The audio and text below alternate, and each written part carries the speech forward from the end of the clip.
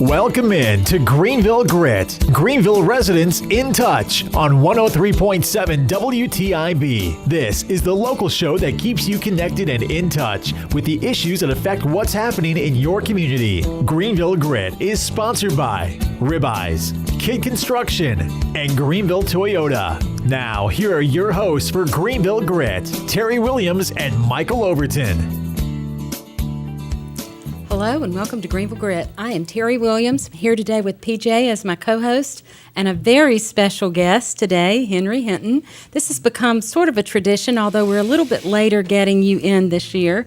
But for the past couple of years, we've had Henry on in the beginning of the year to sort of recap maybe some leftover news, which we have a lot of leftover news that's turned into new news since the election for the year, and then start talking about what's coming up and anything that you might want to share left over from even Talk of the Town or anything. But before we get started, let's thank our sponsors who have been with us a long time on the show, and we thank them so much.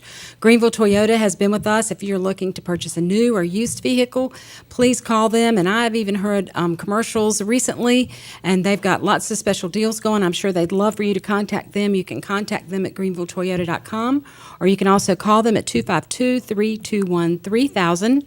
Also, we want to thank Ribeyes Steakhouse. They are located on Fire Tower Road, have a great salad bar, wonderful steaks, all sorts of other things to choose from on their menu, and they're also located in Williamston. So if you're out that way, you can stop over there and enjoy the same food.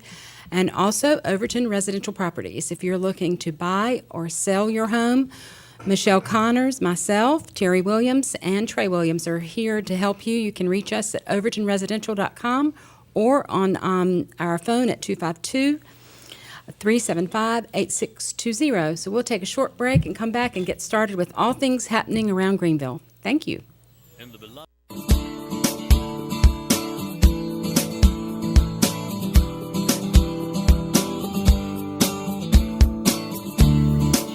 Welcome back, and thanks for joining us today. We're going to start off maybe today talking with you, PJ, about what's going on with the city. We've got a big, important weekend coming up for our city council members, don't we, with our planning session. So I kind of let you tell the public a little bit about what the planning session is for and sort of what you all do while you're there. And I believe it is open to the public. Is that correct? That's right. Okay, That's where right. you have it, and just kind of detail that out for us. We have the planning session starts on, I believe it is on Friday at, I think about 4:30 we start. We kick off about 4:30, 5 o'clock. And what we do is we'll sit down and we'll kind of go over some of the plans and some of the initiatives that we've come up with and kind of where we see the next year going for the city council.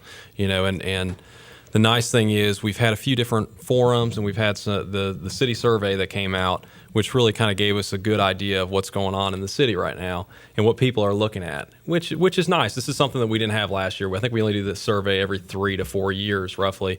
You know, and the interesting thing in the forum and in the survey, the citizens came back with pretty much the same responses. The three issues that they were really concerned about were public safety, lighting, and fixing our roads. You know, those seem to be Really? The consensus that those were the most important issues. You know, and so those are things that we'll review over the planning session. You know, several council members and the mayor have put some things on there as far as items that they want to look at as far as doing. We've had a sports study through the convention center, bureau visitors and bureau, Right. and then we also had some other presentations that were made.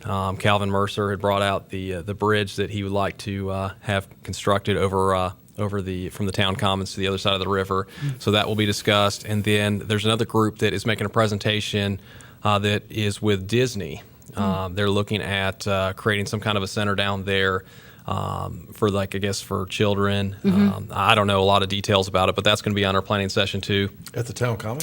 At the town common. Yeah, that's operation at the town common? I think there's That a lot. sounds interesting. There's a lot of moving parts to it. Yeah. So I mean, I think it's going to be interesting to kind of see what they have to say. So that'll be exciting. I mean, there's the whole point of this is, we sit down and we kind of go through and at the end of the planning session, we come up with a consensus of what, the council is looking to move forward with over the next year. And interesting enough, last year we came up with the town common as being our number one priority. And to be honest with you, personally, I was a little sticker shocked to see how much the presentations that we've had throughout the year as far as finishing up the schematic design down there, how much that it was going to cost the city. But we're going to discuss that again this year and see if we're going to make any changes for the 2016-2017 fiscal year.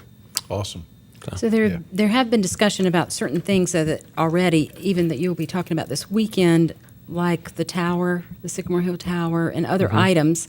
Will you all go into detail about whether or not those are, how you'll move forward with that, or how you move forward with the amphitheater? And I had discussed with you about the radio tower, just different things. Is that something you're at liberty to give any information about, or what will that be talked about this weekend? Yeah, I think it's going to be mostly talked about. I mean, it's you come up with these ideas, and it's great to come up with the ideas, but the number one thing is, how are you going to pay for it? Right. And I think that's going to come down to, we've got a wonderful assistant city manager, Michael Cowan, who's a CPA, and he's going to be giving a presentation as far as bond structures and our debt capacity, and luckily the city of Greenville has a really good bond rating right now. So we do have quite a bit of borrowing capacity. But that's something that we're going to discuss. And, after this planning session, where we decide we want to go as a city and what projects we want to take on, it's going to come down to, how do we pay for it? How do we move forward?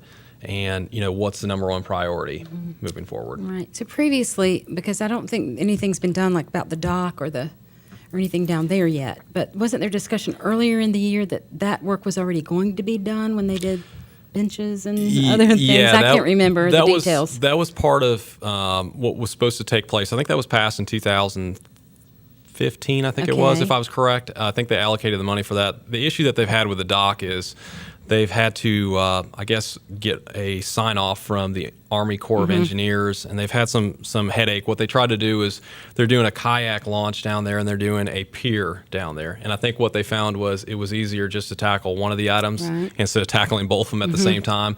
So what they went ahead and did was, they went after the pier first, and then they're going to go back and follow back with a kayak launch. So is it staying where it is right now? Because it's been underwater a lot. and from what I understand, it's going to be a floating dock. I hope that's going to be a great improvement. The thing that drives me crazy too is, we dedicated that to I believe the man's name is Mr. Cherry. Right. Years ago, it was one of the first things that we did when I first got on the city council in 2015, and here we are in 2017. We still haven't made that happen. And that kind of bothers me a little bit. So where is the planning session? And it's like a couple of days or something. If people wanted to attend, I don't know how much attendance you have. I do know some people do go. We do have a few people that attend, and it's nice. I mean, it's kind of interesting to see where the discussion goes. The city council planning session will take place at the City Hall building downtown. It's on the 3rd floor. Anybody's welcome to come. We'll have the discussions down there. It starts, like I said, I think about 4:30 on Friday and goes until about 7:30, and then we start back up right around 8:15, 8:30 on Saturday morning, and we'll go till 3:30. Happy weekend. Yeah, fun times. So that's what we signed up for. One of the things that you brought up that I think is interesting is that people still are talking about improving the roads. And one of the things that I've noticed is how good the improvements have been on some of the roads, like Arlington Boulevard, Red Banks Road. Extremely good. And it strikes me, PJ, that people still are talking about roads that have nothing to do with the city, that they don't know, that have nothing to do with the city, like the one that everybody wants to talk about is Dickinson Avenue. And of course, that's not a city street. Right. And so, but everybody, when they talk about that, is that what they're talking about? Yeah, I think so. I think that's the main thing. And that's the problem. The city probably needs to do a better job with communicating with the DOT and to the public, so they understand that 10th Street's another prime example. That's a DOT road. And they maintain that road. And that's one that needs to be addressed. That, and like you said, Dickinson Avenue, and there's plenty of them. Greenville Boulevard. When you drive on Dickinson Avenue, it does beg the question: how bad does a road have to get before the state will do something? Right. And I've wondered if maybe they're kind of ignoring it because they know the 10th Street connector is going to be done soon. Right. Or in the next year. Right. And why spend all that money on a road that's not going to have much traffic anymore, which is obviously what's going to happen. Well, I had heard that in the beginning when they were waiting as they finished the connector. I think they wanted to maybe split some of the costs or whatever. If they jumped ahead, they would have to redo some of the things once they finished the connector. But that's what would happen to 10th Street. But now I don't know how far down 10th Street they had planned to go. But they need to go all the way down 10th Street to Greenville Boulevard or, 264. It's pretty fascinating. I mean, they're actually in the middle of doing a 10th Street study. And one of the things that they're looking at doing is they're going to create some additional crosswalks, for pedestrians to get across there, because that was a hot button item that we were able to tackle, getting a new light out in front of. You're talking about down at like the bottom of College Hill Drive? They're talking about all the way from the university all the way down that in that direction towards Brook Valley. And what they're going to do is they're going to repave that, and then they're going to create medians in the middle of the road, and they're going to kind of create this kind of interesting word, safe zones for pedestrians to sit in the middle of the road, so they're they feel a little bit safer, putting like concrete barriers up. So it's a more pedestrian, safe area. I still say there needs to be a crosswalk, some sort of an elevated crosswalk at the bottom of College Hill Drive over 10th Street. Knock on wood, I haven't heard of any incidences there, and maybe that's a reason why there's not a white hot focus on it. But with the number of college kids crossing that road, I used to cross that road, and it was dangerous in the 70s, and here we are in 2017. But what really is needed in Greenville, to be honest with you, is a pedestrian safety focus where you actually. I don't know whether we need to start giving tickets to people who are walking in the middle of Arlington Boulevard and Greenville Boulevard. But I'm telling you, it is epidemic. And of course, we hear the results on the news. There are people hit every week on these roads crossing over as a pedestrian. It's just it's mind-boggling. It is. Two things need to happen. That needs to happen, and the second thing that needs to happen in that area, because I see it more in that 10th Street area from about where that Verde restaurant, whatever it's called, that Villa, what is it? That Villa Verde. Villa Verde, yeah. About that area down to not Brook Valley, but down to maybe Copper Beach. The motorized wheelchairs. They're getting in the middle turn lanes. It's not just there. It's out on Arlington Boulevard and Greenville Boulevard. So much. Yeah, that needs to be changed. I don't know what the answer is, but I can't believe that we haven't had more accidents. We do have nice that. bike lanes now on Arlington Boulevard. Of course, we have really teeny lanes for the cars. Yeah. That's something I'm really is a worried real about problem. is the middle lane when they redid Arlington Boulevard, and I know that the reason for it was to create a bike lane, but I think that middle lane is dangerously small. It is. I agree. And I don't understand why some of this cannot be expedited, because in the last city council election, we discussed it then. We asked for studies way back 4 years ago. And I don't know why it takes so long. How many more people have got to be hit before they push it on through and get something done? Why did it take so long? My big qualm about it, too, is I agree we do need bike lanes. We need sidewalks, and I think that's something that can be done. I went down to Wilmington 2-3 weeks ago, and one of the things I noticed is in a lot of locations down there, it's kind of like a mixed use lane. What it is it's for bikers and it's for for walking and pedestrians. And there's a striped line down the middle, so if you're a biker and somebody's walking, you have the right to go ahead and pass them. And my issue with the design that they have right now, like out here on Arlington Boulevard, is you've got people that are going 45, 50 miles an hour, and you've got a bike lane that's roughly, maybe 3 feet wide, and you've got people that are cruising 45, 50 miles an hour.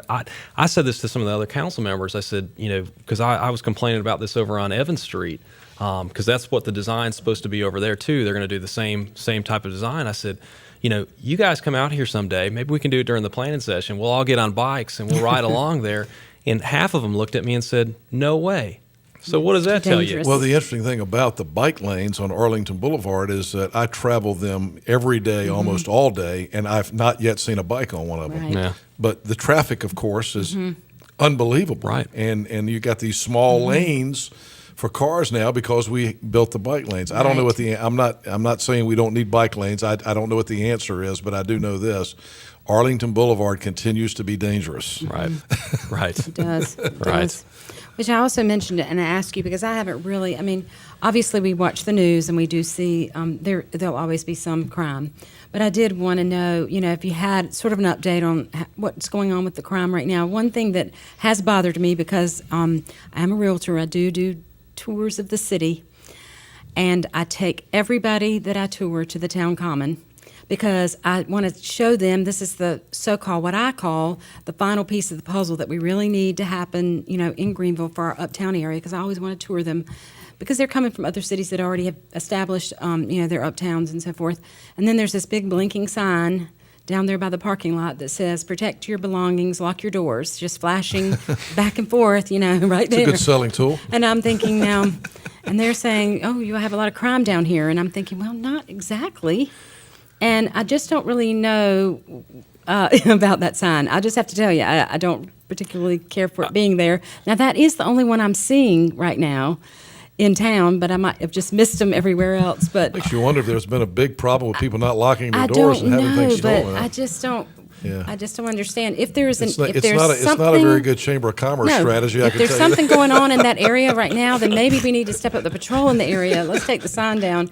I know the police. I know they're doing a good job. I'm not saying that, but I just didn't like the sign. It wasn't good publicity for Greenville. I agree. I have no idea why that sign's up there, and I don't know who was the one that was responsible for it. I think one of the things, and this is notorious, me being in the property management business, is that the kids leave right after their finals. They take off, and every year it's notorious that people are kicking in back doors, and they're stealing Maybe over there. that's what the sign's about. And I don't know, but to me that's almost like a red flag for even criminals. Like, hey, the kids are gone.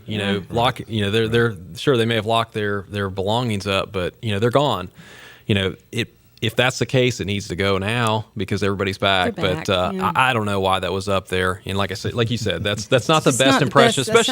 especially with that brand new park down there. Yeah, I mean, they're just full of kids, and I just don't think that was really maybe the way to handle it. And I'm not on the job, and I'm not obviously, but I just wasn't crazy about that. But tell us a little bit about crime. Now, you said the crime, heavy duty crimes are down. Don't quote me on this, but yeah, some of the more serious crimes, Right. the numbers for 2016, of course, haven't come out and they haven't been verified yet. But the last presentation that we had before the city council, the murders, rapes, and some of the larger crimes like that, the numbers have been down.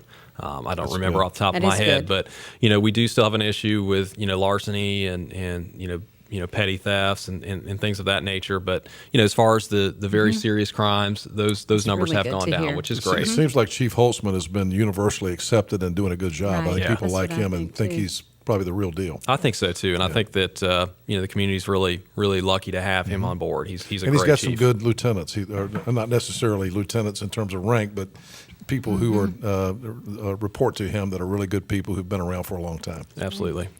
Well, I think we'll take our break now, and then we'll come back and maybe talk a little bit about our national coverage in our You election. really wanna do that? Yeah, just a little bit. Let's just see what's going on in your mind, Henry.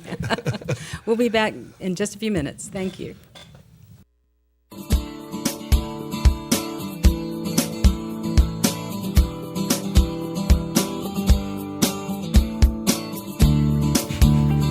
Welcome back. We've been talking all things city, and now we're going to kind of divert our attention to our election that just took place, and we've got a brand new president, new vice president, and I haven't been able to listen as much to Talk of the Town since the election. I've been out of town a little bit in the mornings, and I can't pick it up on the dish, so I can't hear it, and unfortunately.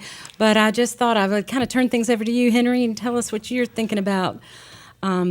And you. Well, before he gets going Sure. on it, you do know that he has been going live on Facebook. Facebook Live Actually, now, yeah. I did Yes. see That's that a a Michael little bit. Buscemi thing. Michael's I got did us on see that a Facebook little Live. bit, and that's We great. had like 1,800 people on Facebook this morning. That's awesome, Now, they may yeah. have been watching for 30 seconds for all I know. No, I did see that a little But bit. I am That's getting awesome. we are So- getting incredible response from streaming the video live on Facebook. It's That's pretty cool, great. actually. That's great. So tell us what you think about what's taking place national in the politics? D.C. area. I think I'm like everybody else. I'm cautiously optimistic about. Well, I guess everybody's not cautiously optimistic.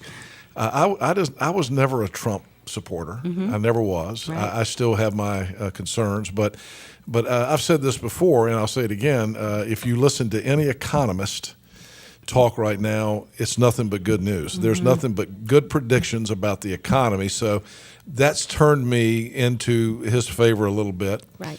the question about this new ending the Pacific trade deal, I think, is something that everybody's scratching their heads. I know I actually ran into the head of the North Carolina Farm Bureau at a party in Raleigh last night, and he's very concerned about what that does to farmers exporting their goods out of North Carolina, because, we export sweet potatoes, we export tobacco still, and peanuts and things like that to China and other countries that, that's now going to be an issue. So, but the one thing I'll say about Trump is that he's sticking to what he's sticking to what he said he was going to do. Right, exactly. So the questions ahead are what happens about health care.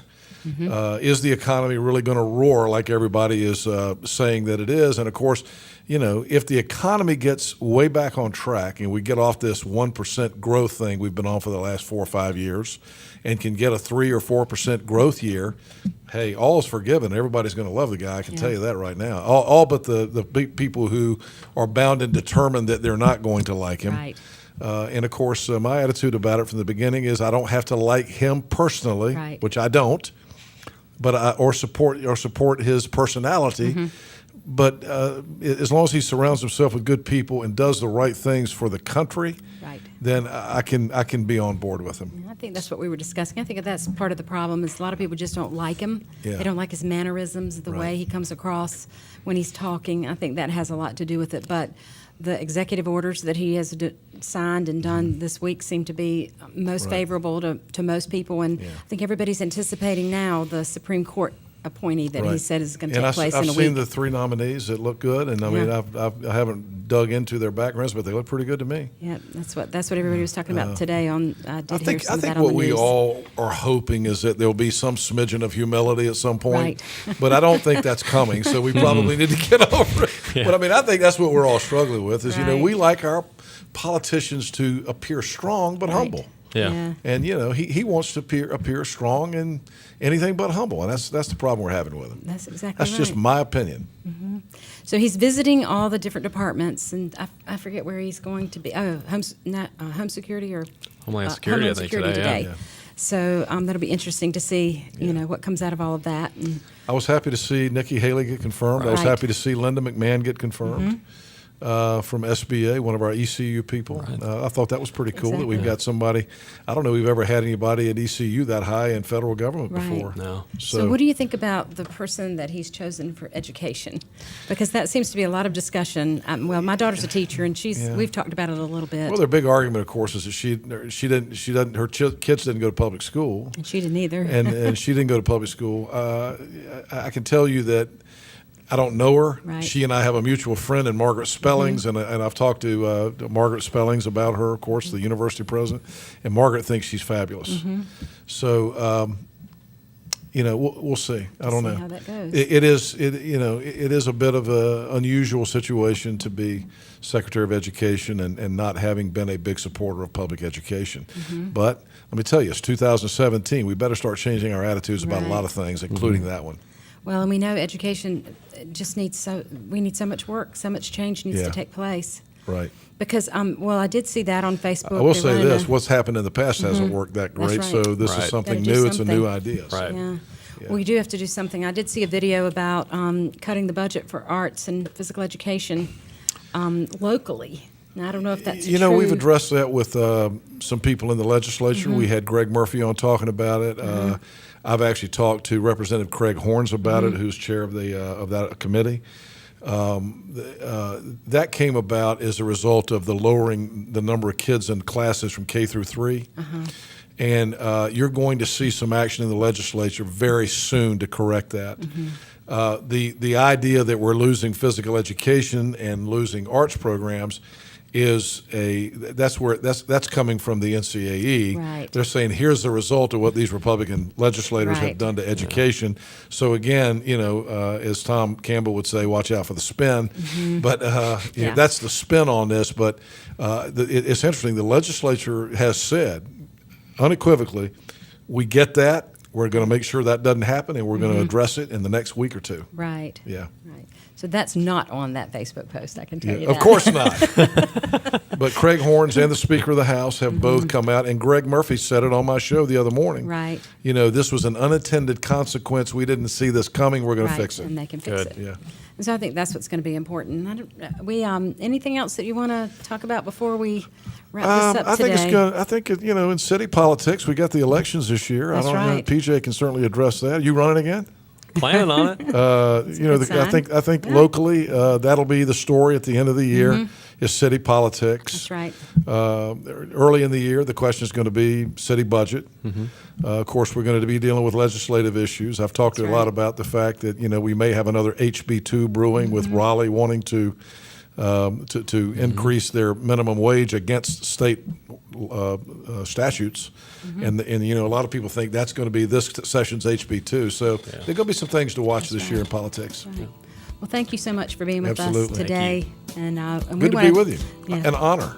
Thank you. We want to thank our sponsors again: Greenville Toyota, Overton's Residential, Ribeye Steakhouse. Join us Friday night at 6:30 or Saturday morning at 9:30, and we'll see you again next week. Thank you very much.